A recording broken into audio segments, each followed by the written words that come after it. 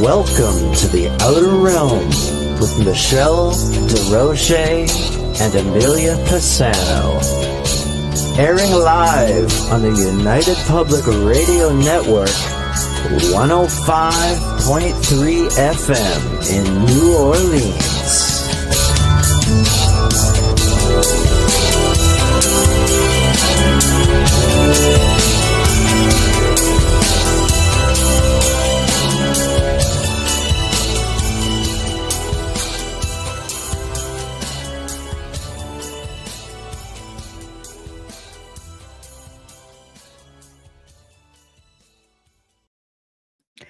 Good evening, everyone. Welcome to the Wednesday night segment of The Outer Realm. We are broadcasting live on the United Public Radio Network, 105.3 FM from the Gulf Coast, 107.7 FM from beautiful New Orleans. We're fully sponsored by the amazing people over at Folgers Coffee who have been a part of our journey for the last several years. Thank you, Folgers. We couldn't do it without you, nor would we want to. Also, big thank you to Justin Snicker, a.k.a. Dr. Snick, the Sonic Surgeon, for the contribution of his time, his music, and his voice for the intro that you just heard. He's an award-winning composer of Halloween, horror, sci-fi, and dark wave electronic music, which can be found on all of your favorite music streaming platforms. Also, big thank you to Steve McGinnis, the artist behind the Legos here at the show. Check him out on Facebook and Instagram. And does great commission pieces, even though he also specializes in the spooky horror genre. And 'tis the season. So if there's something you're looking for, I say, look him up. Anyway, tonight we are just so honored to have Dr. Christopher Macklin back. He's just it was always so much fun when he's on here. Wealth of information.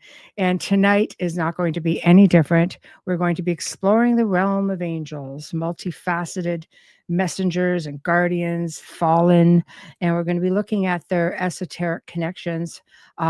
He does spend a lot of time, and I mean a lot of time, doing healings, and we're going to get a little bit of that tonight as well.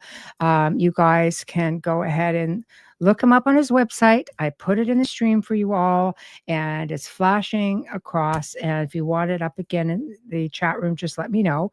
But he does this twice a week, and it's he's also got one-on-one sessions, and you can register by going online. They are free, so check them out. But anyway, tonight, without further ado, let's dig in to the world of angels and what it's like to work with them. Can you work with them? Should you work with them? What are they? Where do they come from? List goes on, and this is the guy to tell us all about it. Hello. Yeah, hi Michelle. Lovely to see you. Bless your heart. We're back on again. Yeah, yeah. Oh, it's always a pleasure having you on. It's just always so much fun and so informative. And I know it's not going to be any different. You're just sort of the man that does everything when it comes to the field of high strangeness, it would seem. And, some of the faux pas topics, which we can definitely do. Absolutely. That's what life's all about. I know, isn't it? Just live life on the edge. Anyway, welcome back. And I've really been looking forward to this topic because I think, we're, especially lately with everything that's just been in the news, we've got just people who are, they're all over the place with their feelings and their emotions. And it's just like, is there any good out there? Yes, the good news is there is. There's great things you just gotta find it. Yes, exactly. So you work, you do a lot of work with angels, and we know that everybody's got their version of what an angel is, what they come from. Some of it comes from our upbringing, conditioning, things like that. And then you have people in the paranormal will think it's one thing. People in ufology might think it's something else. A spiritualist will think it's something else. There's just a whole mix of everything. But what are they really? Well, it's interesting, December 27th, 1983, the Time magazine put out something about how many people believe in angels, and it was a big percentage. It was something like 70% of the population, and that's a lot, and so a lot of people really believe in angels, and it's interesting. What is an angel? Well, to me, it's something that, to me, it's typically, like they're spiritual beings, often depicted as like divine messages, an intermediate between us and prime creator. They have a lot of knowledge because they're not stuck in a third dimensional matrix, and so they can really help you. But people often ask me, well, what's the difference between guides and angels? Well, angels are, they've reached an unconditional love place where they've evolved enough that they can help you, and they're there to really comfort you, help you navigate this third dimensional world. I mean, the whole point about us being here is because a lot of people, probably about 1% of the population, is starseeds. And don't forget, the population isn't what it seems. I'd love to go into that as well, because a lot of non-player characters and things like this, people think, oh, we've got 8.7 billion people here. Oh, and we really don't.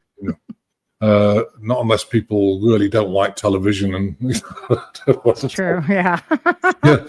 How do we get to 8.7 billion people in that short a time? We'll go through that.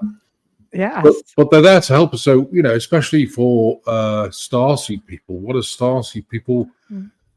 Well, I don't know what they were thinking, but they agreed to come down and help. And they've reached that level of unconditional love. So starseeds really are angelic beings who've agreed to kind of incarnate in a human body again to come down here. Why do they have to do that? Well, it's quite simple. And if you look at the keys of Enoch, one of the laws of the universe is you have to tell, well, there's free will.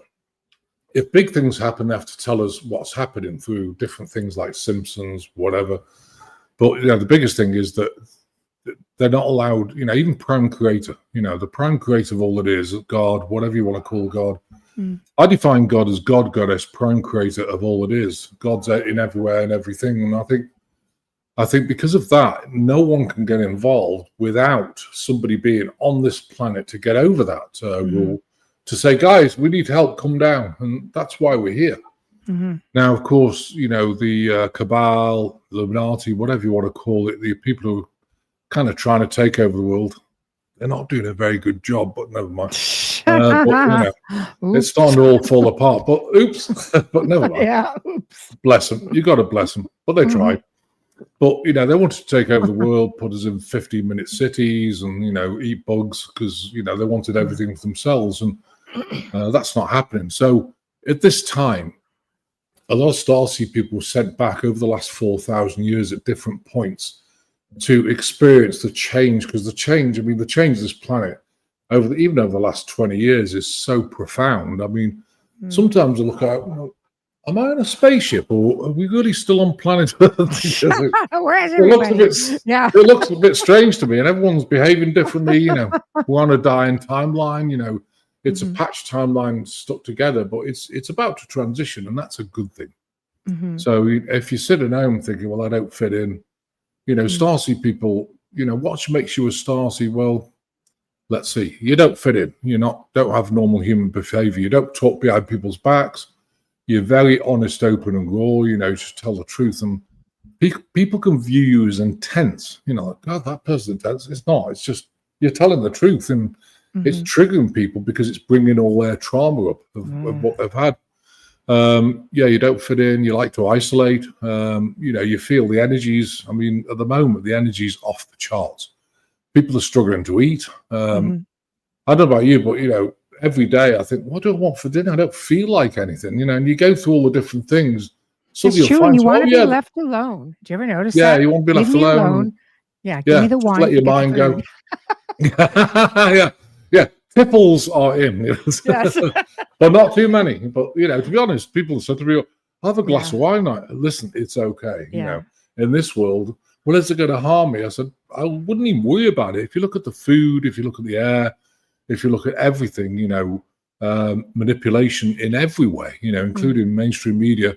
I think if you're having a glass of wine a night, I think it's okay because your body's struggling with the toxins outside, like the plastics and everything else. It's a hard place to exist here, isn't it, for starseeds? It really is. It's crazy, And I think, I don't know whether anyone's noticed, but if you look outside, everything's starting to seem more surreal. because this timeline is dying and there's going to be a transition. It's going to look quite different, yes, the trees will be around, everything else, but the vibration and energy as it transitions is going to be much, much more vibrant, and everything will feel back real again. At the moment, it's more or less a holograph, Yes. So the angelic beings, so if you look at angels, they're unconditional loving beings. They'll be there for you. You can speak to them. So what's the difference between them and archangels? Well, archangels are something different again because they're more evolved. So they've been around a lot longer, which means they've got a lot more experience of helping us on this planet. They've got the wisdom. Angels may not quite have the wisdom. Yeah, and they would not show up in a human form, much like an angel would. The archangels are just... No, well, no, they show up energetically normally. I mean, I get... Correct. And they've also got ascended masters, which are probably archangel evolved, but ascended masters have certain gifts, and they're pretty high up as well. They come down and try and teach us things that no one's listening to, but never mind. And it's interesting. And then you got guides. What's guides? Well, they're kind of souls that have passed on. They agree to come back. Now, they haven't necessarily reached the angelic unconditional love place, but they still want to help the person down here. They pass on and they want to support them in any way they can. Normally like family members or past family members, ancestry, they're normally there to support you whilst you're in this place, because I always tell, everybody, next time, if you're up there, next time God says, look, we want volunteers. For heaven's sake, run to the bathroom, close the door, pretend you've got diarrhea, and don't come out until all the volunteers are done, because you're coming back here again. So, it's just a joke, but it's a tough place to be, but I love it. But a lot of people can't cope with it. Even I found starseeds, because they're so sensitive, they get attacked relentlessly. And, so you got those. So if we look at, for example, what sort of angelic beings do we have? Well, I've got a list of here. You've got Michael, Archangel Michael, Ancient Palladian. He's a person, he looks at protection, courage, and cutting cords and things like that. He's somebody that a lot of people call on because he's got lots of wisdom. He's a very powerful being, Archangel. Gabriel, communication, messages, creativity. Again, great guy, to call on. Raphael, brilliant healing, harmony, balance. All these people, Uriel, wisdom, insight, enlightenment, Shumaril, Venetian, Taurus, constellation, love, compassion, relationships. And by the way, Uriel's Arcturian, Raphael is Andromedan, Gabriel is Sirius, obviously Michael's Palladian. And then we've got Jophiel, which is Orion. Again, forgiveness, mercy, and transmutation. You've got Raziel, sacred mysteries, esoteric knowledge. Ariel, also Palladian, and also Lion, kind of a mixture of both. The lions are the cat beings. And again, they're very much about animals, environment, healing, and manifestation. Hanael, joy, inner beauty, emotional healing, soul remembrance, and Azrael, transition, grief support, and soul crossing, so helping people transition. So all these archangels are there to help. And, people think, well, he must be busy. No, their higher self can be like 50,000 places at once, because they're, higher self, like we are. We're existing in alternate universes and doing things on other planets at the same time as we're here. So our higher self is connected to all that, of course. So, call on any of them. Now, I think it's good that if you know you're a starseed, a starseed person, their soul is from kind of one place. Like their soul is Palladian, Arcturian, Lemurian, Adantarian, Andromedan. Mine's Melchizedek. And so once you ask, where is my soul from? And you're a starseed person, I'd start meditating with it, because I think it's important. I learned a long time ago that everybody has got a divine plan. Everyone's got a gift, like a gift from God. And the gift is something that you don't really have to try with. It's just right there. But you think we forget? Because we're that species with amnesia, like we just don't remember who we are. Oh, yeah, absolutely. But what happens is that when you start realizing, well, I'm different than everybody else. Okay, why am I different? It takes time, you start to grow. Then you start meditating. And, I find out as Melchizedek being, and, I meditate with Melchizedek beings and nothing happened. Well, what's going on? And then next day, nothing happened. This is like 3 or 4 hours a day. After about 4 or 5 weeks, I said to them, look, I don't care when you contact me. I'm right here. I'm not going anywhere, and I'm committed to this. And very quickly after that, they connected with me. Now, it might sound brutal, but these guys don't waste their time with people who aren't, kind of committed, because, they can teach you things and everything else. And then what happens is you just think, oh, well, yeah, I'm done with that. I'm going back into the matrix, the third dimensional world. So I would encourage every starseed people to feel different like that. You like to isolate. You don't like being amongst people. You don't mix with people that well. You tell the truth and people think you're intense. All this sort of thing.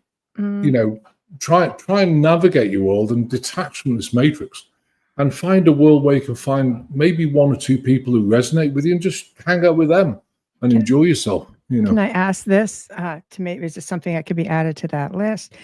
I've heard many times, and I know people in this situation, people who get bullied a lot or have like really hard luck. I always say, maybe it's because your light intimidates them. Like you don't realize you have this light, but sometimes people just get irritated by other people's light. And I find, they do. Right? Gifted people or starseeds would have a pretty intense light and kindness, and the energy would be just something that conflicts with people who are just not on that level.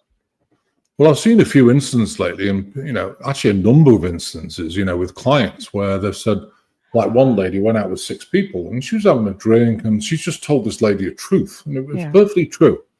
And she told her the truth. She goes, well, dare you? I demand an apology immediately, And she goes, well, I can't apologize for telling the truth. And I said to her, next time, what you should really do is maybe, say what's within you that's causing that that trauma to be triggered, because you're projecting on me when it's truth. And another person she was a psychotherapist, went to a conference, and there was a psychiatrist there, and she just felt intuitively led to say, and she said, hey, I'm just feeling like you need to do some more self-care. Yeah.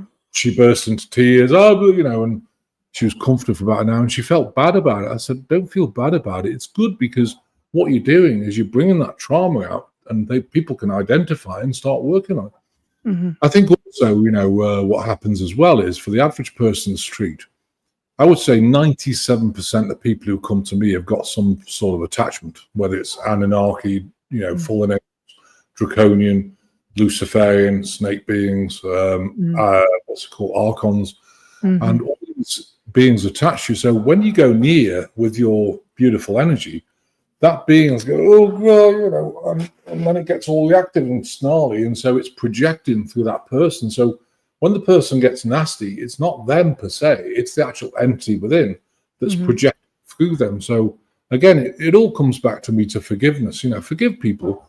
It's important to realize that their reactive behavior is basically from all that trauma that's being brought up, or from some attachment that isn't even them, that doesn't like your energy. Like, Now, I'm glad you said that, because it's probably the only thing we really have any sort of control over is our reactions to the situations that are presented. Absolutely. And to me, I'd encourage everyone, stay in love. All the hatred over the last few weeks is just, I've been looking on Facebook and I thought, I just don't want to see this. It's terrible. Yeah. And you know what? It's really sad, because this is not normal human behavior.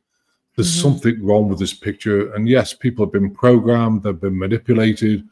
And I think, again, don't shame them, just, bless them. But, do we want to be part of it? No, and, the passing away, people laughing, and it's atrocious, really, when you think about it. But that's the way people are programmed. And it's really, really sad, for the human race.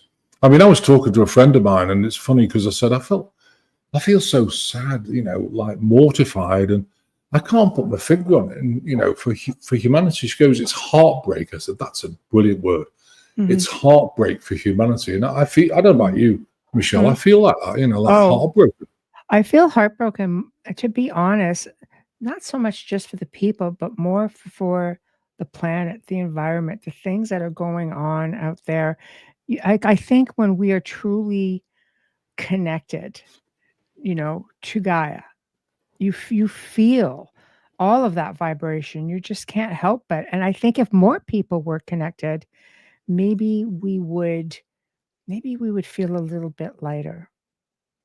For Yeah. me, So I'm an energy worker, so I connect to the planet. It grounds me. oh, yeah. You know. Yeah. Yeah.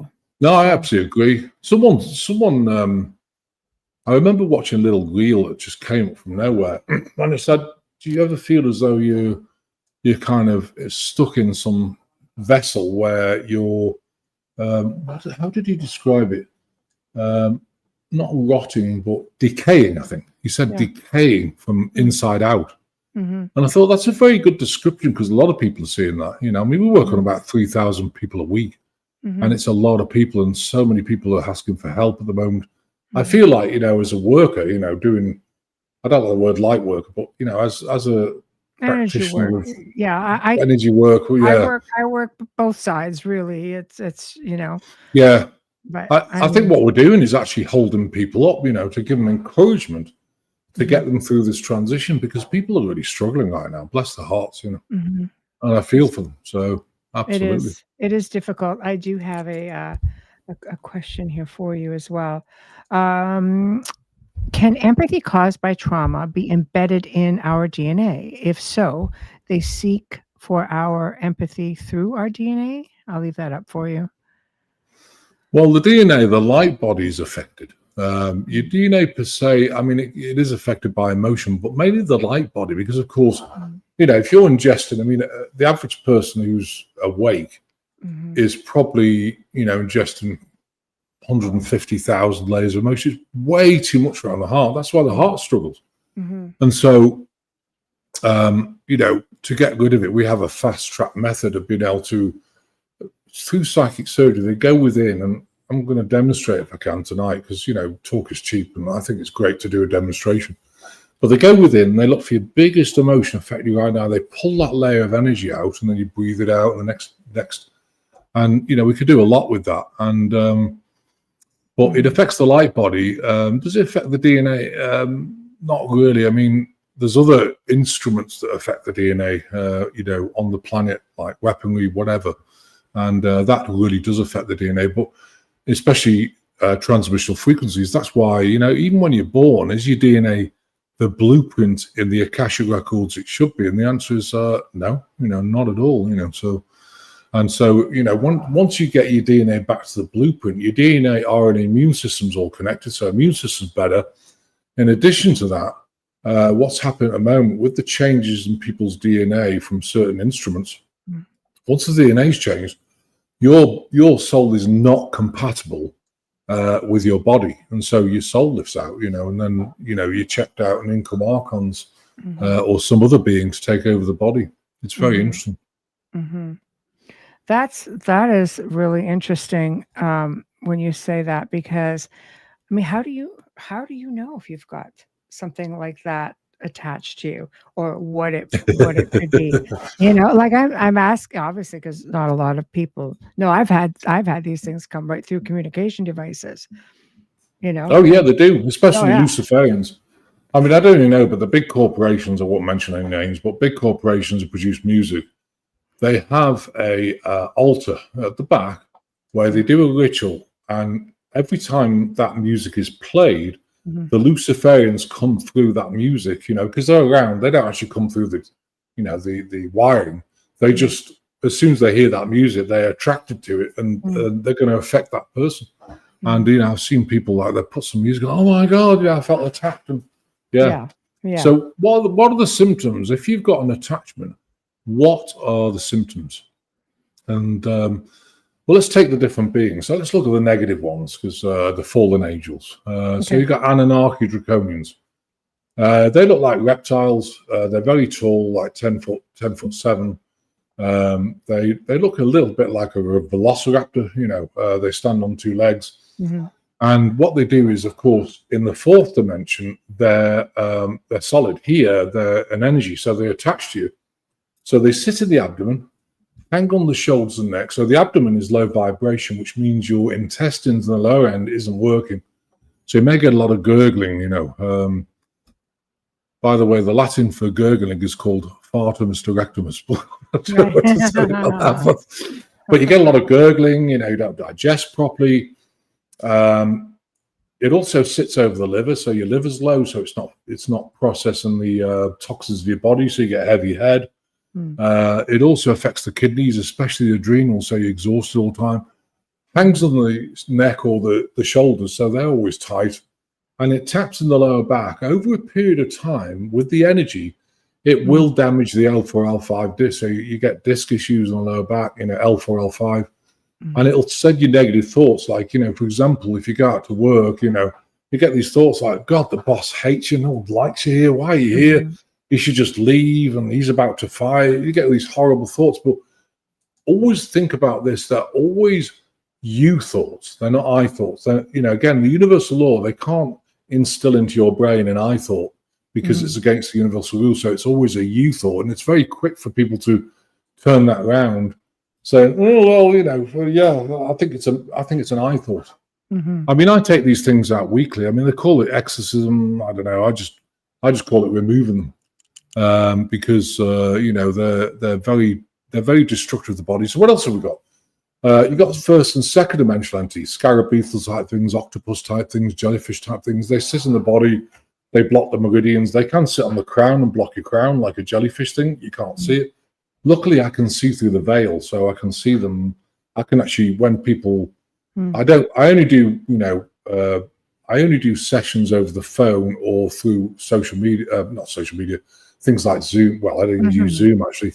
We normally just phone people up, and I can remote view them and see what's attached and everything else, and look in the body. And so, so removing them, you get proper energy flow. If you've got snake beings, they tend to lurk in the left or right shoulder, left or right hip, left or right breast. A lot of things like that can cause things like, for example, breast cancer, low vibration. If you've got pathogens, which are, pathogens are pathogenic, but they're also classed as parasites. And, once they've got a low vibration, they can mutate cells, turn into tumors. Then you've got archons. Now, these things are connected to weaponry. I'm sure you know what we mean. I won't go into that. But if you ingested any weaponry in the last 4 years, what happens is the DNA changes, soul lifts out of the body, in come archons and take over your body. That's why people who have ingested it, they become kind of checked out, but aggressive at the same time. I don't know if anyone's noticed that. I'm sure you know what I'm talking about, the weaponry, So, oh, absolutely. Yeah, absolutely. Yeah. But I'm not going to mention it because we don't want to go off the air because we love it. On Thank you. Thank you. Yeah, we love it. And then you've got Luciferians. These things are connected to the Vatican. I'm not going to go into that too much because last year I was talking about the Vatican. They hit me that low frequency energy weapon, melted my heart, two of my heart cusps together. I got really sick real quick, and so I had to get that fixed last year. So I don't want to not going there again.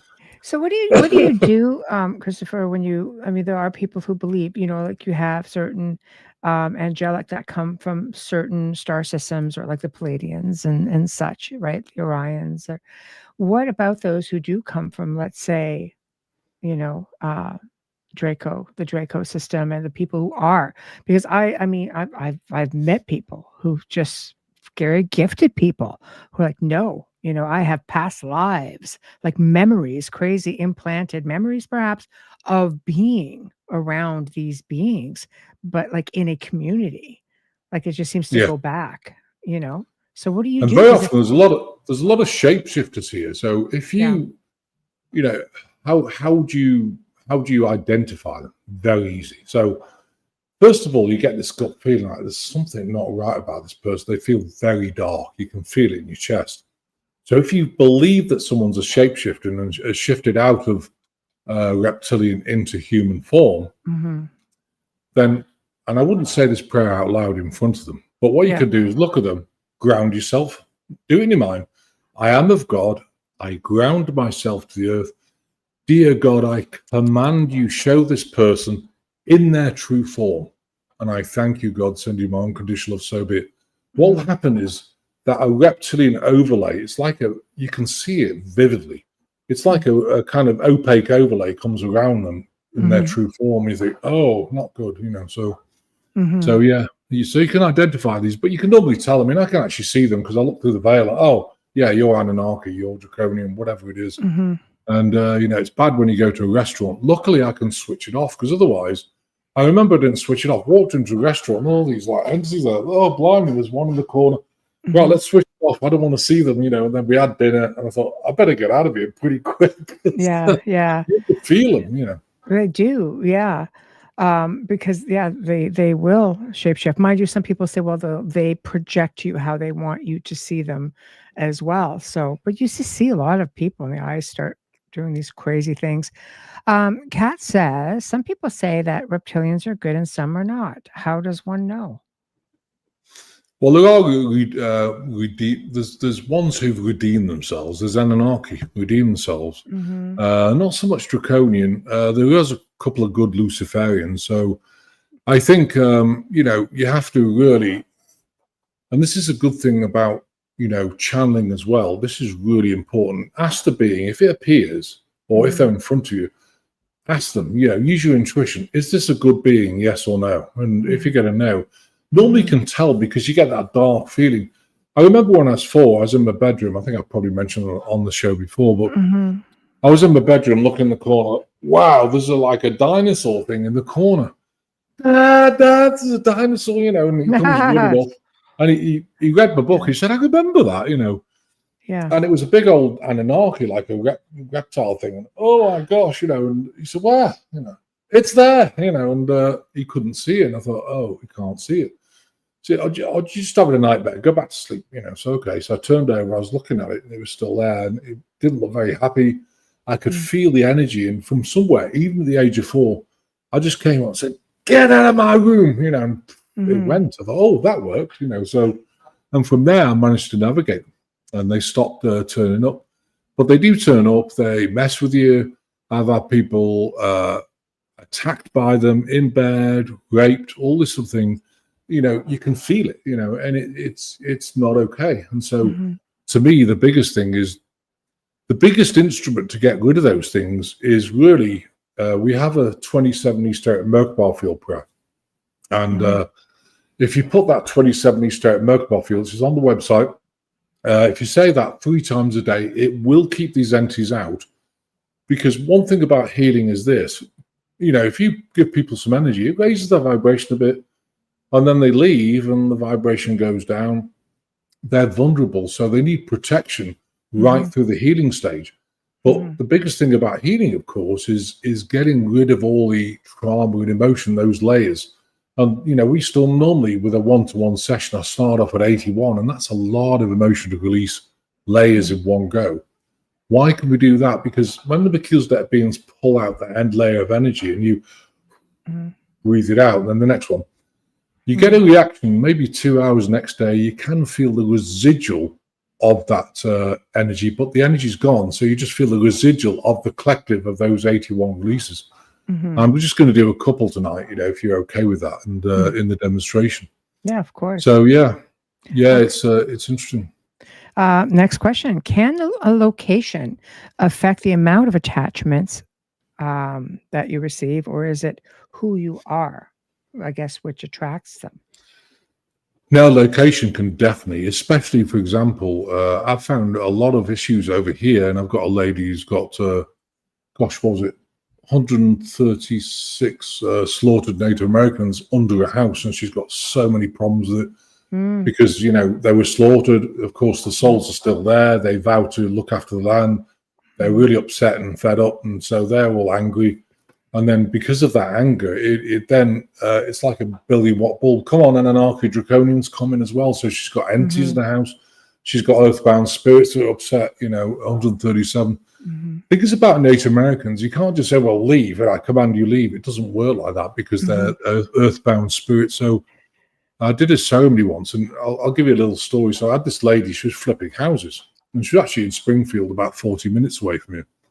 So I was in the afternoon, I was doing sessions, and she texted me, didn't see the text, and I saw a text, said, can you clear my house as quickly as possible? The plumbing's breaking, this, that, and the other's breaking. And I said, yeah, let me call you back. Anyway, I called her back in about an hour. She goes, oh, I found someone else to do it. And she told me who the person was. Oh, no. This person, it's not because I dislike the person, it's because, the thing about Native Americans, you have to uphold their tradition. So you have to understand what you're doing. If you're gonna walk around and bang your drum like a lunatic, you're going to upset the Native Americans, you're going to upset the Anunnaki. So what happened? She went in, banged the drum. Oh, it's all clear. The plumbing got worse. It was ripped off the walls and things. So next day, I spent, I think it was about 3.5 to 4 hours. She had 847 slaughtered Native Americans underneath her house. And so what we did is had to get each one, talk to them, thank them for the participation and thank them for the blessing of being here, bless them on their journey, and then send them unconditional love and then move them on. Next one. Because you can't just say, right, move on. I know you're all pissed off. Time to go. Yeah. Like that, Well, they play by a whole, I won't say play, but I mean, it's a whole different set of rules, It is, yeah. Again, absolutely. belief systems and, I mean, how they view the afterlife and being wronged and being buried properly, for example, I mean, it's a whole other thing. Oh, yeah. You have to be ready for. I mean, when you get over the other side, when they're stuck between worlds because they've out to stay, so they haven't got there. But you got to get there. Yeah. Yeah. Once you got there, you process it anyway. But of course, they're stuck. So it's time to, bless them, love them, and move them on. But then, in addition to that, with this house, we had the entities. Oh dear, there's a lot of the feeders.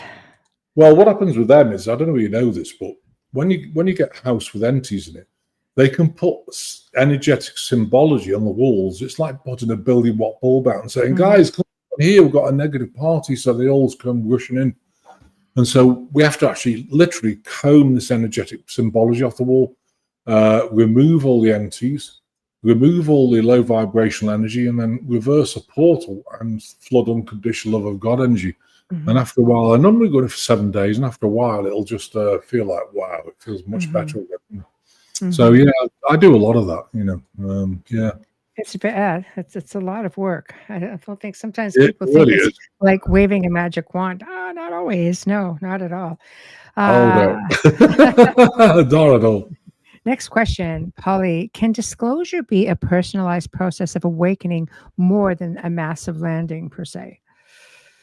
I think it is a personal process of awakening. Absolutely. I mean, don't forget, your personal body is connected to the collective.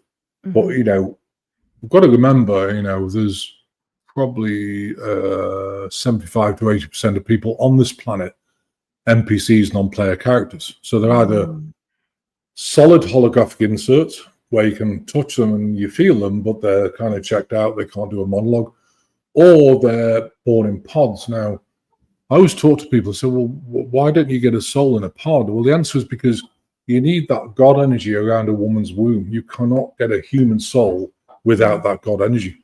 And it's interesting because these Zeta Greys, when they started abducting people, they'd steal the eggs and sperm, fertilize it in a pod, and then they would get a Draconian soul. And, oh, no, that's not what we want. We want humanoids. And so what they did after, and I've seen it because obviously as it evolved, I've seen where they actually abduct a woman, they fertilize an egg in a womb, completely against the rules. And it was talked about in 2017 when I attended a Galactic Federation meeting, and they were banned from this planet because of that. But we'll talk about that in a minute. So anyway, they're abducting women. They put, devices on them to transmit frequencies. They call them implants. So they knew when the soul came in, then they'd abduct that woman again, maybe 4 weeks later, once the soul had hit, then they would transfer them into a plastic pod and they could nurture them until they're old enough to stand on their own.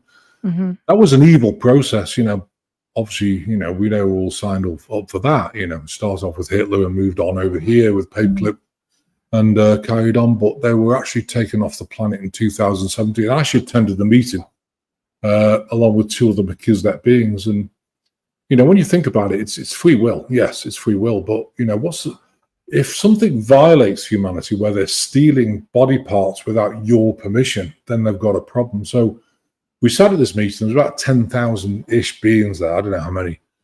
And we're talking about the difference in violation education. So think about this, So you come down on the planet, your memory's wiped because, if you had all the past life memory, it'd be way too much. So you kind of start again, in a new classroom to discover what's happening on this planet. And they give you an idea before that starts to come back that, yes, entities can attach, you get manipulated, they're going to send you thoughts. And so is that a violation of education? Because you're told before you come on the planet, it's an education, and you can get rid of them with prayer, power of prayer, maps of intent, as I call them. But what happens if someone signed a contract saying, I want to steal humanity's body bits and develop our own humanoids? Is that a violation of education? It's a complete violation. So the Arcturians swept them all off the planet, and they were banned. They're very crafty. They were banned from this time and this space. Okay. And they're back. How did they get back? Well, what they're doing is coming through portals into your house. And so they're in a different time, but same space. You see what I mean? So they're getting over they're manipulating the thing. But anyway, it's what it is. How do you get with these beings? They always find a way of getting around, the universal laws. And they're good at it, So how do angels fit in with this? Like angels, because they come from, let's say, all of these different star systems in these places, essentially they are another race of beings, not so much, I'm just going to put it out there because there's a lot of people who have insight, think, well, this is what an angel looks like, because this is what, I've been taught through my faith, for example. And they're an ethereal being that doesn't fit in per se to an extraterrestrial being, for example, or being from another planet or star system. So how do they fit in with this? Does Michael ever come down, see another Palladian and say, hey, you're out of line, I'm hauling your butt out of here? How does it work exactly? Yeah, he goes, come here. That's it. You're going home. Time out. Actually, that rule applies as well. It's interesting, actually, because you will never get Michael or any other archangels or angels show themselves unless you're in a position where you don't get, frightened by it. You have to be really you have to be really strong, in other words. I mean, I've had Mother Mary appear to me several times. Last year, when I was almost dying because this heart valve thing, the low frequency energy weapon, she actually came in my room about 1 o'clock. So, because she's a Melchizedek being, she's the mother of the Melchizedek beings down here. There's 5 of us. She said, "Do you want to stay or go?" I said, "Why even asking me that?" She goes, "Okay, you're staying." It was a crossroads, and you always get a crossroads. Silly question, and the answer was no. I'm staying, and I'm here. I was about 8 weeks from death because it was so bad. My heart was really struggling. But it's the size of a volleyball. It's huge, So the surgeon's going, "Oh my God, we don't have a valve on the shelf big enough to put in this heart. We're going to have to reduce the hole." I said, "Look, just get on with it." And I said to Mother Mary, "Can we heal it in time?" She goes, "No, you need this operation like right now." And here I am. I'm still alive, I think. Yeah. Oh yeah. Much of the dismay of the people who put you there.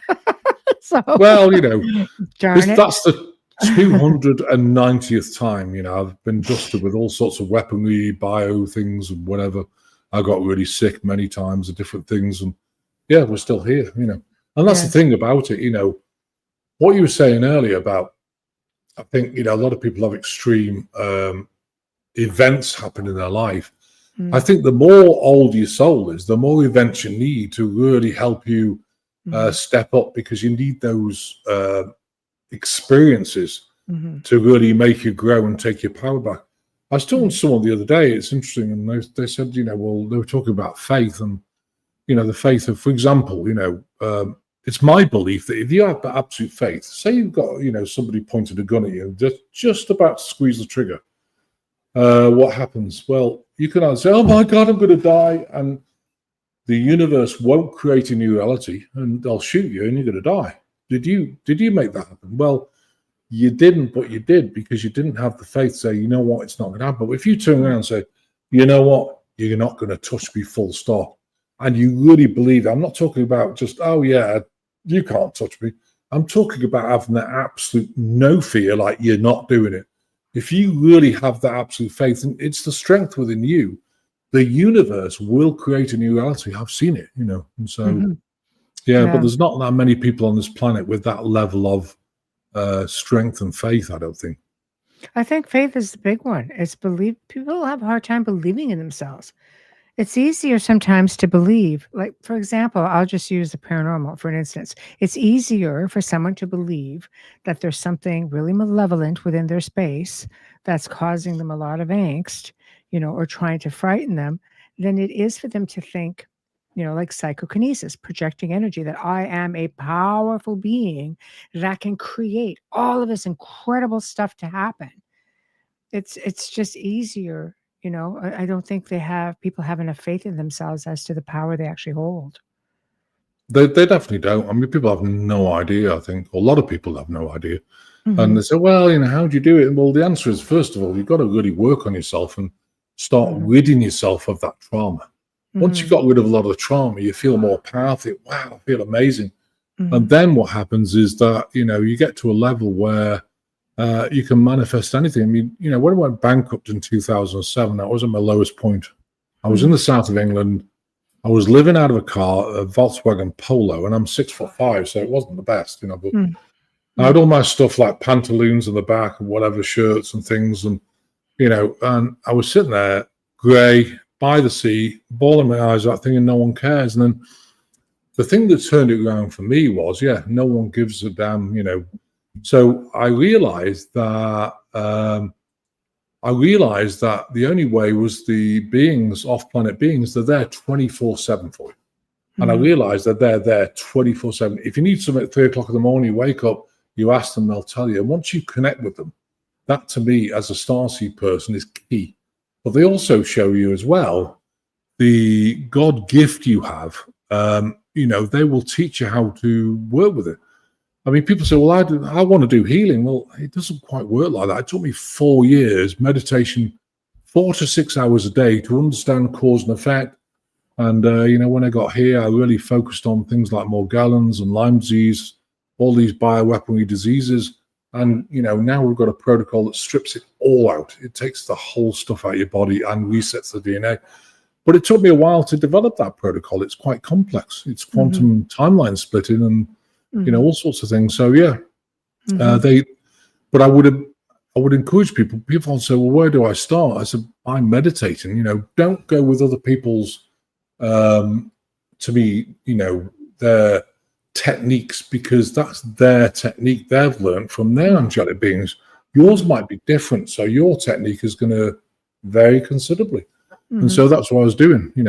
Meditating, understanding, putting people in portals, bonding into Merkabah fields so they're safe while they're doing the healing, and all this sort of thing, cause and effect. It's amazing. Do you find, because this is how it is for me a lot of times, do you find that sometimes when you're going through a process, you don't know where it comes from, it's just given to you, you just instinctively know what you're supposed to do, and then somebody say, how do you do that? Because for me, it's like, I don't know, I'll never remember it again, be happy that it worked.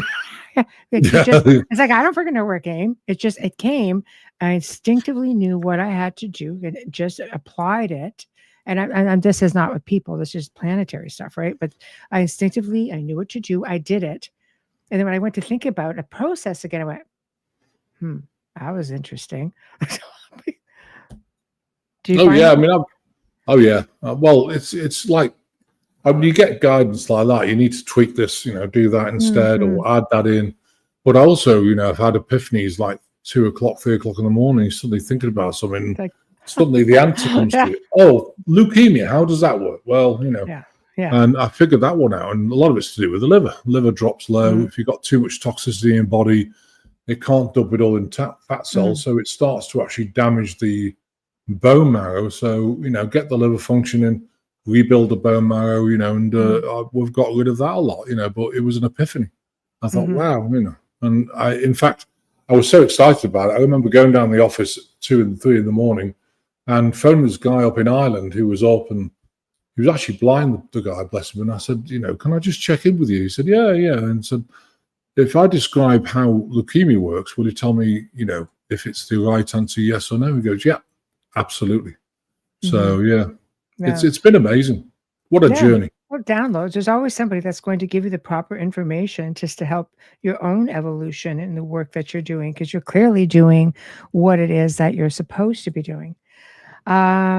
Mish says, as a human, if we get in the mood and lower, if we get in a mood, I'm assuming if we get a little bit irate with a lower vibration, and lower our vibration, is that when things can attach? Apologies if you've mentioned this already. Yeah, absolutely. And that's the thing. I mean, sometimes I put, I'll run, the one-to-one specialized groups. I'll run the healing for 7 days. So because that being to work on you for 7 days. But what happens if you get upset?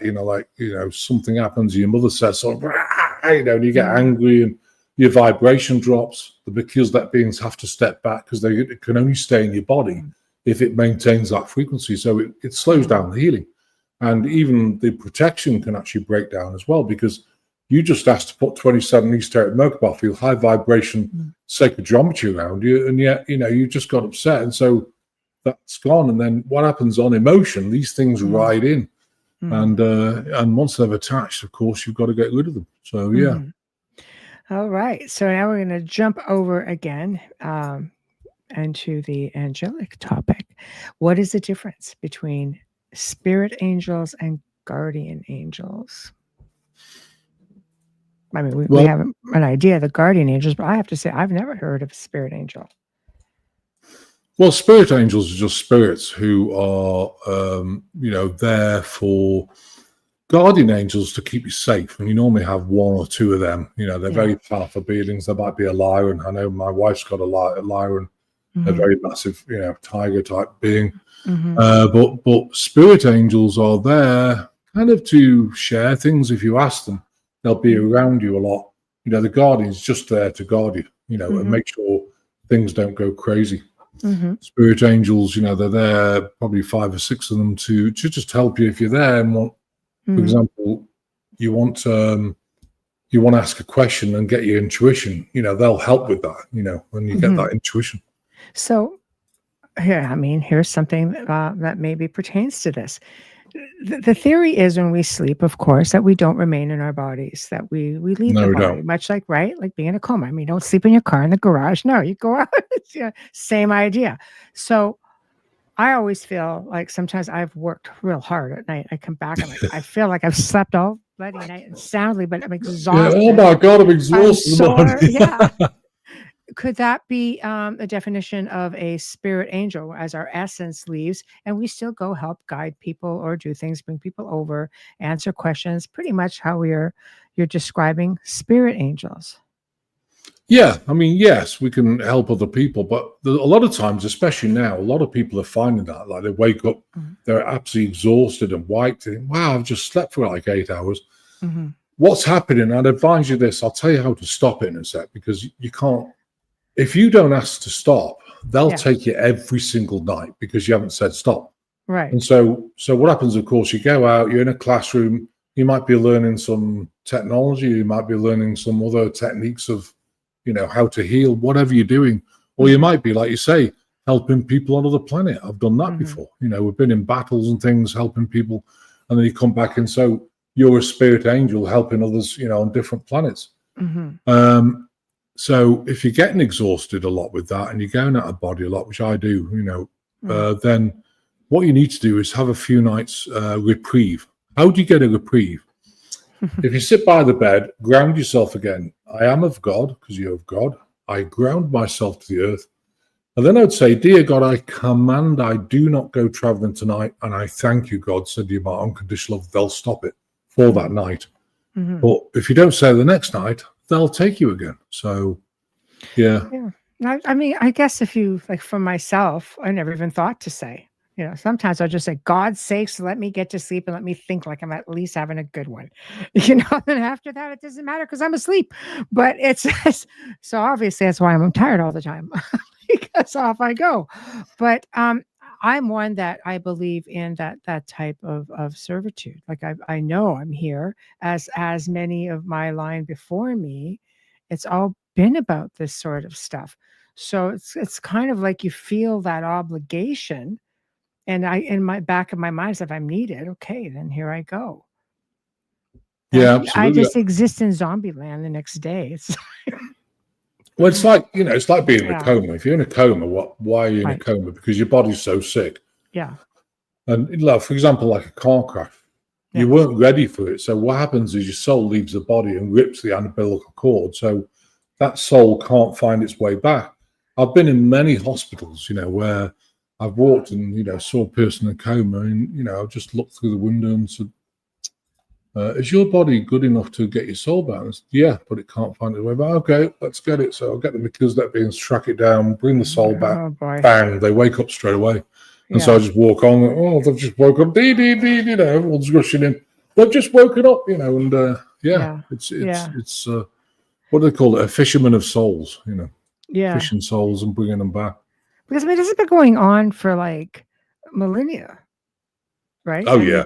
I mean, this is not something new to all of us. I mean, this is something when you're getting into like the whole esoteric connections. This has been going on for a long, long, long, long time. Oh, yeah. I think we used to be really spiritual. Then it was all shut down with all the chemicals and stuff that's going on. Mm-hmm. And I think that's why I think most starseeds have been back.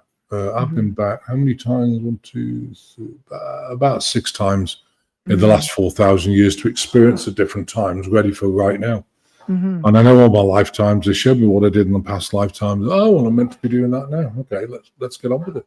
So you sort of go back and forth because, I mean, there's such strong connections between, I think, angels and going into unseen realms and the astral plane, especially if you're working with them. Like they seem to be very willing to do the traveling and relocating those who need to be relocated, sort of thing. Absolutely. And, don't forget, as a starseed, I mean, normally people worry about the fake light and everything else. I really wouldn't. If you're a starseed person, your starseed family will be there to, take you back to where you're meant to come from. I mean, the Melchizedek beings are from the ultimate dimension, so the infinite dimensions. There's infinite dimensions. I mean, people think, oh, there's 9 dimensions, 7, and I've heard different figures. There's not. They're infinite, and they're forever actually expanded.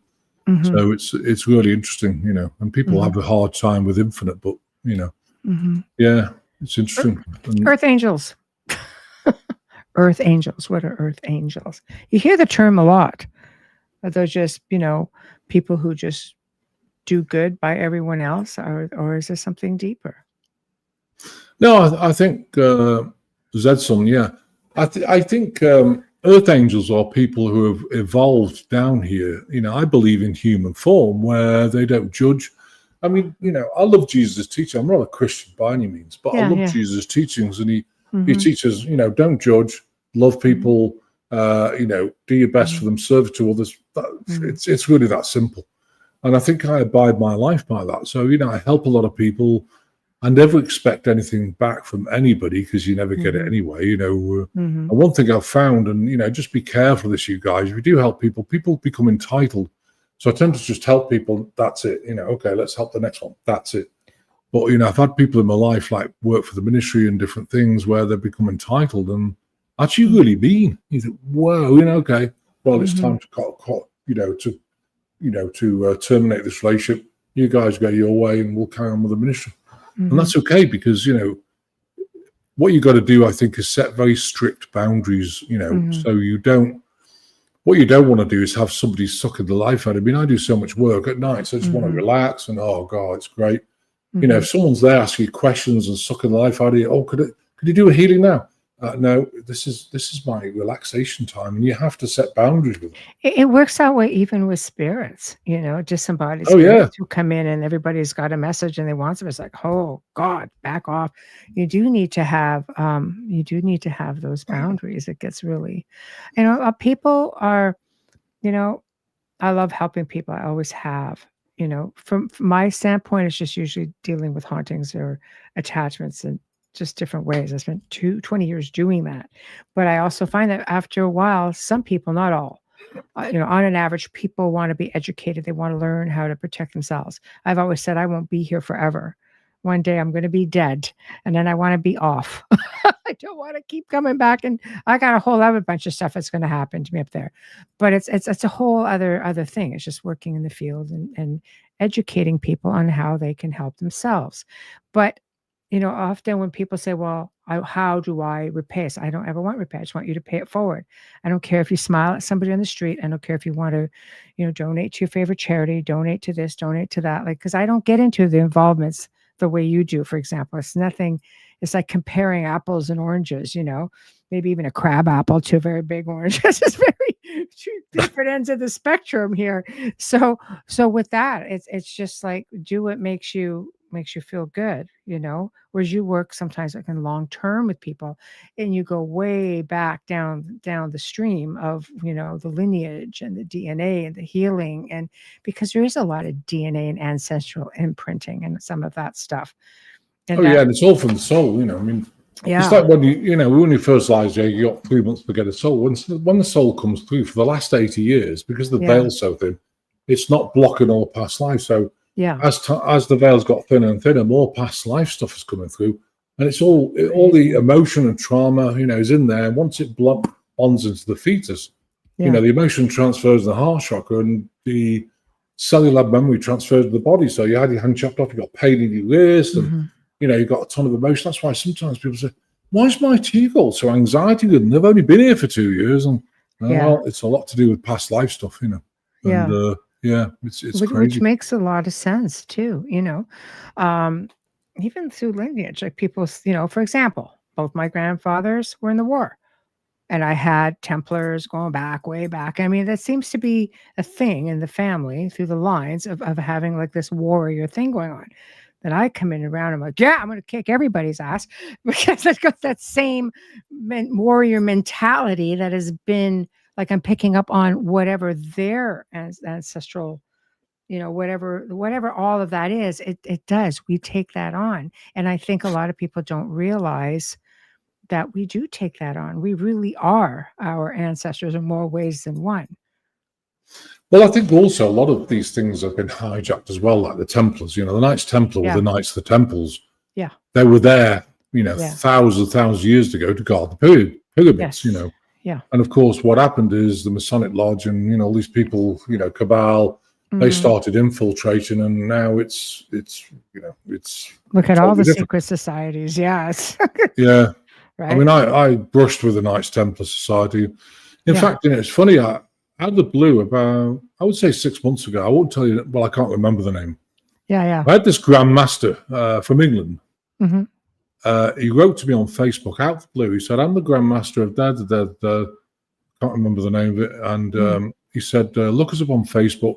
We're so impressed with, what you give to humanity. We'd like you to join. Normally we charge $40,000. You can join for free."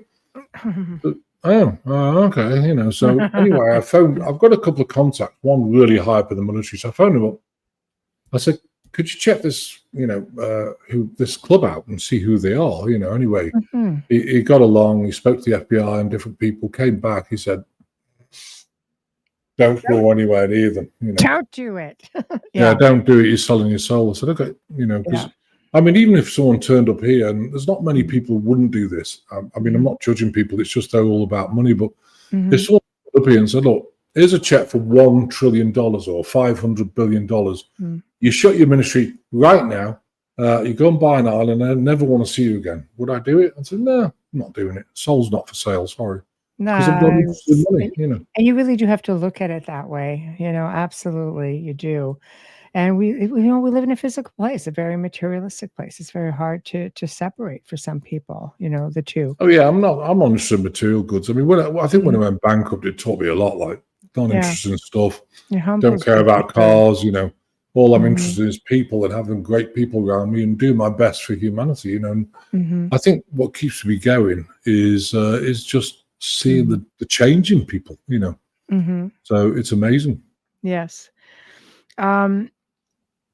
So when people get down into these, people who are super negative, for example, do they get extra special attention from the angelic, or do you really have to wait till you're at rock bottom, or do you have to ask, or are there these groups, these teams that look out and say, okay, here's this little person coming into the world. He is charged to our care, sort of thing. We're going to monitor he or she as they go through life, and we're going to try beyond the guardians, beyond our spirit guides, just the angelic who come in and make sure that we're okay, especially if we're these star seeds, because apparently we're here because this is what we know what we're supposed to be doing here, even though we don't necessarily remember.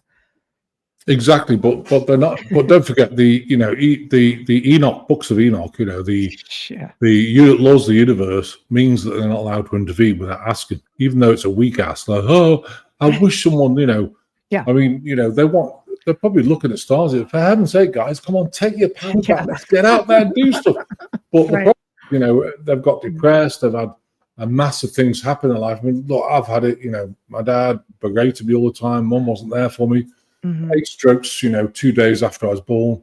Burnt my back so bad when I was 4. Up to now, last year, in the hospital, getting my heart valve replaced. Oh well. And so many things have happened, but I've got the power within me. I've got the absolute strength. But I think you still have to ask. If you don't ask, you won't get. That's why somebody start. Well, where's God? I mean, this is ridiculous. Where's God when I needed him? Well, you never asked. Maps of intent. Maps of intent. Okay, God, I need something, please. And now, I think the success of my life and the biggest thing I've learned is gratitude, surrender. Like, God's got your back. Don't worry about anything. I don't honestly, Michelle. I worry about nothing. Death, life. I just go through life, enjoying what I do, loving it. And this is the second part of my life. First part, I was in corporate systems and hated it. It's got to work there. There's got to be something better than this. And I was designing autopilot systems and things, and people said, "My God, that's a great job," but it's not. I'm not enjoying it. It's not me. And it took me a while to figure out, nah, don't need to do that anymore. And now, I get. You've entrusted yourself to the universe to just lead you. I'm here. Let's use me and let's get on with it. And I think seat of my pants, but I'm there. Yeah, absolutely. Best way to go. Here's a good question. Sherry. Hello, Sherry. Have you ever heard much of the Watchers? Yeah, the Watchers. It's interesting. I think there's a couple of definitions. The Watchers are in the Book of Enoch, actually. I'll show you. And I view the Watchers are certain people, and this is an example. So I went down to Stardust Ranch. It's in Arizona. The gentleman, bless him, has passed, John. I've forgotten his second name, but John, I went down there for 2-3 days. And what was happening is portals would open. The grey reticulator would come through, eat one of his horses, half eat it, it was dead. And he got so upset, he said, I've got to stop this, So I flew down there, and I spent about a day and a half figuring out this portal, got some coding for it, opened it. And normally it opened, at the floor level. But it opened 300 feet up over them. John goes, I don't understand why it's like 300 feet in the air. As soon as it opened, there was a sonic boom, and then 3 craft came, Arcturian craft. And I have some, whether you want to call them watchers or guardians, I don't know, but they, I said, who are you guys? They said, well, we're kind of your watchers and guardians, and I said, why are you here? And he said, basically, because to make sure you don't stupid shit, Pretty much just the way it is. That's the way it is. You've got no fear. You can do stupid stuff. So, and I said, why is that open 300 feet? He says, so you won't walk in it. Oh, okay. And I was literally watching craft and stuff. It took me 40 minutes to shut it down. Meanwhile, the military's out, flying the helicopters way around these, 3 craft. Yeah. As soon as we shut it, they were gone. It was amazing. And we took photos. I wish I had photos, but, John's passed away, bless him, I think it was February last year. They went through a lot on that ranch. I remember. Oh, yeah. I remember seeing bits and pieces of that.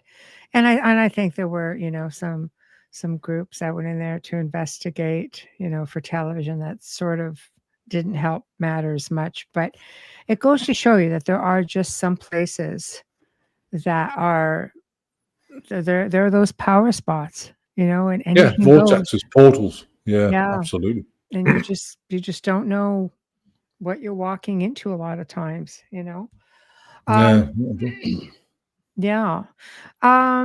Okay. So Getting back into, of course, the phenomenon of fallen angels and, I mean, people will think, do heavenly angels actually fall? Is this conditioning again, or is this really a thing? And if so, do they ever get to go back? Some of these fallen ones? I think some of them, when they get so dark, they don't, like they call Antichrist, Yeah. You've got, the Draconians, not Arcturians, Draconians, not Melchizedek. Let me start again. We've got, the reptilians, like the Anunnaki, Draconians, Luciferians. I mean, they're very snarly, I mean, if you look at sometimes exorcisms where people are like, kind of convulsing and speaking with a cackly, raspy voice. And I mean, I had a girl with the most Luciferians I've ever seen, and it was actually the Conscious Life Expo. So I got her on the table, and she, so I pulled the first one out, and I looked at it. Oh my God, there's 57 of them. And so the next one was like, "You didn't get me out." Oh yes, I did. You're going as well, and then you're going as well. 57 later. She goes, "Oh my God, I've got my life back." It's the most amount of beings I've ever seen attached to someone. So the term legion really is a thing. Like they do. Oh yeah, well they hunt in packs, and that's the other thing about, for example, schizophrenia. Yes, you can get chemical imbalance. Most of the time, it's because someone's very, very gifted and can hear or see the beings or both, and they're talking to them. And of course, because they're not discerning, well, are you negative or positive? They're talking to the manipulative beings. And then they're going to tell them to do silly stuff, But if you're talking to the angelic beings, and I've worked with some people to turn them around on this, and they've been like, wow, and now they can use their gift of talking to the angelic beings to really help others. I mean, if I went for a diagnosis, that's a guy you got schizophrenia, OCD, Yeah. Well, yeah. Yeah. Well, So what do they think of the state of the world, the state of the people, where everything is at right now? I mean, when you're being an elevated being of light of that sort, it's got to be very painful. Really painful. Yeah, I mean, heartbreaking. Yeah. I think heartbroken for humanity is what I feel right now, and I feel very sad. But will I ever give up? Absolutely not. And I think we'll make it, because you've got to remember, when it's all said and done, after this transition, there's going to be something like 700 billion people left on the planet. Proper human beings. I'm not talking about NPCs or anything else. They're all gone, and they make they kind of make up most of it, I think. But if you look at, let me just have a look and 700 million. Is that what you said? 700 million people. Wow. Think about this population figures. This is off Google. Could we believe it? Who knows? But I don't think they're far off. So in the 1500s, there was 438 million on this planet. 1600s, 500 million. So that's another 60 million. Okay. 1700, 610 million. Well, that's quite a lot. And then we go 1700 to 1800, 1 billion. That's a big jump. 1800 to 1900s, 1.6 billion. Well, that's even more. 1900 to 2000, it goes from 1.6 to 6.144 billion. Now, what happened? Well, maybe the television programs weren't that good. I don't know. Yeah. I mean, or maybe there's a lot of aphrodisiac or something. Yeah. I mean, it's they're making people in pods. What they're doing is holographic, solid holographic insert people, and also people in pods, and they've manufactured these. There's no way, it's what's the average? 2.4 people average on, or 2.1 on this planet, probably. People have 2 kids or 2.1 kids. In that, there's no way you can get from there to 6.144 billion. Then from 2000 to 224, from 6.1 to 8.7 billion, that's 2 billion more. It's insane. It doesn't make any sense. It does. No, it doesn't make any sense unless maybe we're getting people coming in off world. No, I think it's mainly because they're growing these people, and of course because they're robotic and they've got. If you grow someone, with a sperm and egg in a plastic pod, you'll get a draconian kind of dumbed down soul there. You'll get something, but it's AI. It's not. It's draconian driven. It's not, proper human beings. That's why You know, a lot of people they're really kind of checked out. They can't produce a monologue. You know, you can see it very easily in when you go to stores. Oh wow, you know, that person's. It's like a drone-like behavior. Yeah, it is. Now, if you look at the Deagle report, which is interesting as well, Deagle predicted, and a lot of people, I've been talking about this for a while, but people are talking about it more now. So Deagle predicted that, so if you look at, for example, let's look at the United Kingdom first, for example. Population 2017 was 63.3 million. 63.3 million. They predict at the end of 2025, 14.5 million. The United States, they predicted that population 2017 was 316 million, 0.4 million. They predict at the end of this year, there'll be 99 million. So that's a massive difference, you know. And if you look at all the other countries, it's gone down like 2/3, you know, 5, 10%, 15%. It's insane. So, you know, there's definitely manipulation with this. We're not talking about, you know, proper human beings.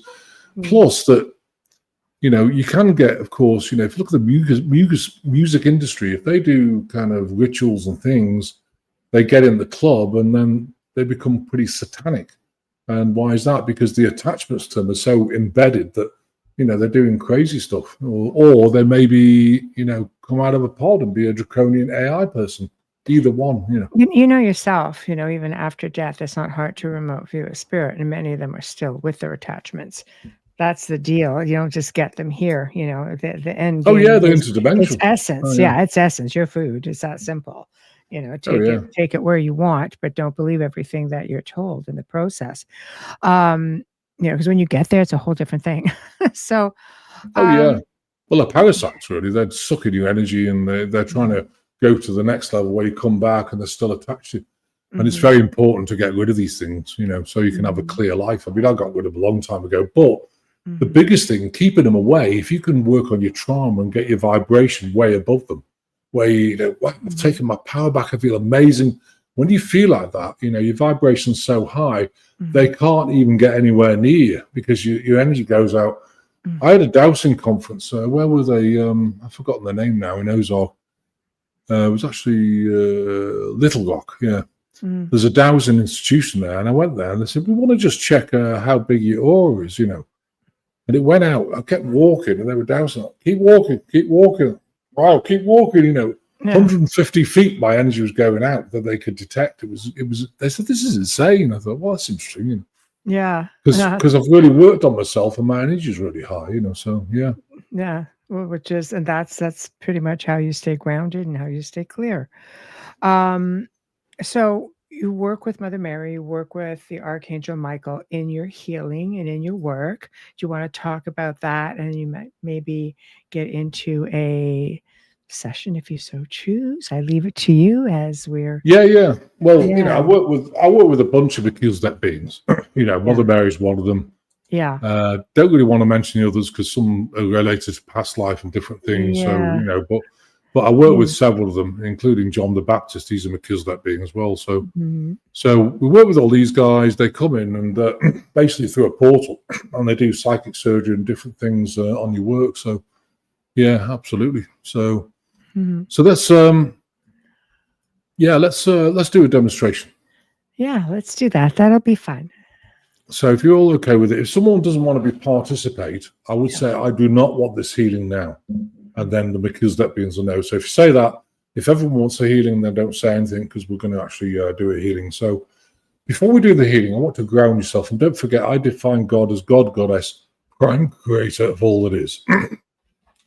So I want you to say, I am of God. I ground myself to the earth. And I accept this healing for my highest good. Right, I'm going to put in a portal. Actually, let's put in a portal first. So, and the reason why I do this is to keep all the beings out whilst we're doing the healing. So, ultimate Dimension 8 portals around each person on this call or listening in the future. Close it off. You've got a command 27 each day. Merkabah fields around that person with their sacred point in the center of the Merkabah fields. On in the portals to the Merkabah fields, program the blueprint of that person's DNA and the keys of Enoch, so as not to allow anything, except for the highest good to enter. So we're going to remove any entities. What are they? Well, you've got Anunnaki Draconian. Of course, they sit in the abdomen, hang on the shoulders and neck, tap in the lower back. So they affect the abdomen will be bloaty and gurgly. So we're going to remove those. So they're escorting them out of the body in your sacred space. You're going to feel a drawing from your torso out through your tummy button right now. If you've got us first and second dimensional entities, sky beetle type things, octopus type things, jellyfish type things, removing those now, it's going to feel a light that's come somewhere in your body. If you've got a second dimensional snake being, they tend to lurk in this left to right shoulder, left to right hip, left to right breast. We're pulling those out now, so you're going to feel an unraveling of a spirit snake. If you've got, what's the next one? Archons in your body. They float through the second, third, and fourth dimension. They have no body at all, but they're, of course, connected to bioweaponry. So when your DNA is altered, they come in. So you're going to feel them draw out. It's like having negative energy drawn out of you. And then you've got the Luciferians now. These things are very snarly. So don't be surprised when they remove them. You might kind of contort your body or speak through your voice box in a snarly, raspy voice. So removing those now, I'm going to send them all back to God with unconditional love and forgiveness. So what I'm going to do is comb your meridians, because you get stuck with redundant energy in different parts of the meridians. That's why acupuncture. So because that beings, you're either going to feel angelic hands go down your body or lighter within, going from your crown, down your face, the back head on the left, down your neck, cross left shoulder, down your arm. The right, we're doing the same. On the left, we're going down your neck, down your chest, down your abdomen, out for the hip. On the right, we're doing the same. On the left, we're going from your hip down your thigh, over your knee, down your calf, out to the foot. And on the right, we're doing the same. Right, I'm going to give you energy. So two types of people on this call. People with spirochetes and Antec, people without. Spirochetes and Antec are Brilliant Lime, HVAs, Agent Orange, Morgellons, and then there's the new thing, the bioweapon. I'm sure you all know what it is. If you have that, you're going to feel space-time continuum. It's very electrostatic. Starts off subtle. It's going to get stronger, staticky, buzzy energy. Stronger and stronger. Then it's going to plateau. And because it is affected by, computers and things. So once you've finished this, podcast, just make sure you move everything 2 or 3, 4 feet away. It'll get really strong, turn into more like electrostatic plasma flow in your body. You guys without spirochetes and Antec, we're going to get ultimate dimension energy. So it's going to get very strong, like light, floaty, warm, tingly, really relaxed. So let's work on a little bit with the adrenals. Liver and kidneys should start to get warm, tingly. So a lot of people have adrenal issues because emotion bleeds into them. So they're going to clear the emotions. They're going to feel tugging and pulling in there. It's literally like movement. You're going to feel movement. It's subtle, but you should feel it. Now, if you've got fatty tissue on the liver, most people have on this planet. Why is that? Because the amount of toxicity in food, water, everything else, liver's been struggling. So what they're going to do is break that down. So if you'll tug and pull them there, and they're going to paste this very thick energy on it to rebuild the tissue. I call it, it's a very technical term, celestial goo. What it does is when it touches the surface, it recreates the same tissue with the same DNA. So you feel a combination of cool pastry wrapping. If your liver's kind of paralyzed because of emotion and things that maybe, for example, 30%, I'm going to take it up now. So as it gets higher, it's going to start processing the toxins in your body. So let's take the liver up now. So it's getting higher and higher. Head should be getting lighter and lighter. Higher and higher. Head should be getting lighter and lighter. Higher and higher. Head should be getting lighter and lighter. Higher and higher. So it's getting towards 100%. So it should keep clearing in the next 5 minutes. But the thing is about the liver, if you take it from 30 to 100, it'll drop back to like 47, 50. We do it again, 60, 70. Fourth or fifth time, it'll stabilize between 90 and 100. If you've got spirochetes, nanotech, or pathogens, it'll stabilize around 60, 61, 62 until you've done it. Right, going to work on the thyroid. A lot of people have thyroid issues because emotion bleeds into it, hormones go off balance. So they're clearing out the thyroid emotion, so tugging and pulling there. I'm going to work on the pituitary, inch above the brainstem, butterfly in the brain, and 2 inches above the brainstem pineal. They're going to start breaking the calcification down. Because it's not just fluoride, it's nanotech, it's, spike protein. All these things affect your pineal gland. Right, I'm going to detox the body. This is only a demonstration. It's not a full healing, just a demonstration. So you're in a portal. We're going to detox your body. How do you do that? Much better way. What we're doing is switching heavy metals, toxins, oxalates, which comes from greenery. Any greenery you eat, you get toxins from it, oxalates, and microplastics. We're going to switch them out of this time to different time in your body, draw them out of the space, draw them out of your body. So you're going to feel a weird cool breeze or drawing sensation coming out of your body. Right, we're going to step it up 3 times, otherwise it upsets the immune system. So it should start to get stronger. Then it's going to plateau at a level. Stronger again. Then it's going to plateau at a new level. Stronger again. Then we'll stabilize that. I'll run this for a couple of hours just as a demonstration. So, yeah. So people can go to your website to get. Yeah. Let me just finish. Yes, I'll finish some course. heart shock releases. Don't worry, I forgot about that. Bless you. Yeah. So what we're going to do is I'll do 5 heart shock releases. So what they're doing, of course, you may get a reaction in 2 hours next day. Probably not. It's only 5. But you may get a reaction like bawling your eyes out, yawning, coughing, burping, sneezing, or crazy dreams. Can get a bout of diarrhea, but with this level, I would doubt it. But if you do get a purge of diarrhea, it's purge from the emotion. So they go within those 100,000 layers, and they're looking for your biggest emotion affecting you right now. They're going to pull that out. Next biggest, pull that out. So as they pull the first layer out now, you're going to feel a tightness somewhere in your body where that emotion affects, either in the lower back, lower abdomen, solar plexus, breastbone, throat, upper back, shoulder, neck, can be in the head or legs. Now, when it releases, breathe it out from the chest. Really important. Next one, tie it again, tighter and tighter. Breathe it out when it releases. Third one, tie it again, tighter and tighter. And don't forget, it can be different places or the same place. Breathe it out when it releases. Fourth one, tight again, tighter and tighter. Breathe it out when it releases. Fifth one, tight again, tighter and tighter. Breathe it out when it releases. Right, let's just put a bubble on conditional. So, talking to because that beings, dear God, I command for everyone on the call or listening to it now and in the future that wants a healing, I command we create a sphere of ultimate dimensional unconditional love around each and every person and their Merkabah field to protect them from any negative entities and fractals thereof, manipulations, and transmissional frequencies that are not that person's highest good through all space-time continuum in every dimension. And so we thank you, God, send you our unconditional love. So be it. There we go. Very nice. Did you feel it? I did. I could. Yes. I'm very sensitive to energy, so it's very easy to connect to that, which was awesome. Thank you so much. And I do encourage, your website is up here. So if you want to do, a session, this is where you got to go. And you do them how many times a week? Twice a week. So it's on Thursday, which is actually tomorrow. Everybody's in It's tomorrow.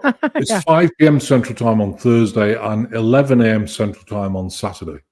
So yeah, please more than welcome. It's by donation. If you don't have any money, I always encourage people, please come on, because you know what, I've been there and got the t-shirt on no money thing, and I know what it's like. You haven't even got enough money for food, but because it's a 501c3, it's a charity. Everyone deserves a healing, so it's very important to me that. Oh, thank you very much. And thank you for coming on. Thanks, Michelle. Very informative. And of course, like I say, you have an open door policy. You're welcome back anytime. Yeah, let's do it. Yeah, woohoo. That's what I say. Let's do it, darn it. Because, there's still more questions or comments and stuff that we could just take off into different directions and do things. I would love that.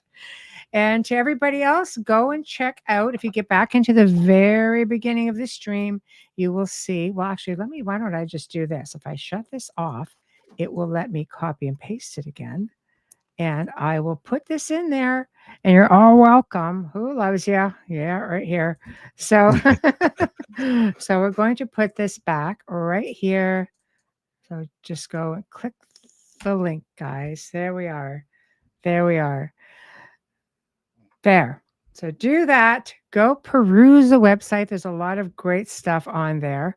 And I thank you very much again, Dr. Macklin, for joining me. Thanks, Michelle. It's wonderful to be here. Thanks for having me. Oh, it's always a pleasure having you on, always. And to everybody in the chat room, thank you guys. You are also just awesome. I appreciate you all being here. You make the show that much more fun.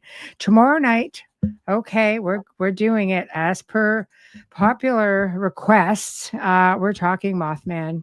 Tobias Wayland is going to be joining us tomorrow evening, talking about his new book, which he's authored alongside Richard E. Stepp, who we all know and love as well, talking about Mothman, sightings and investigations of the iconic cryptid. So, see, I listen when you guys ask for things. I listen, and here we are. So we're going to be talking Mothman, and it might be another little surprise for you guys tomorrow night as well. So definitely don't want to miss it. Tune in, and good night to you all.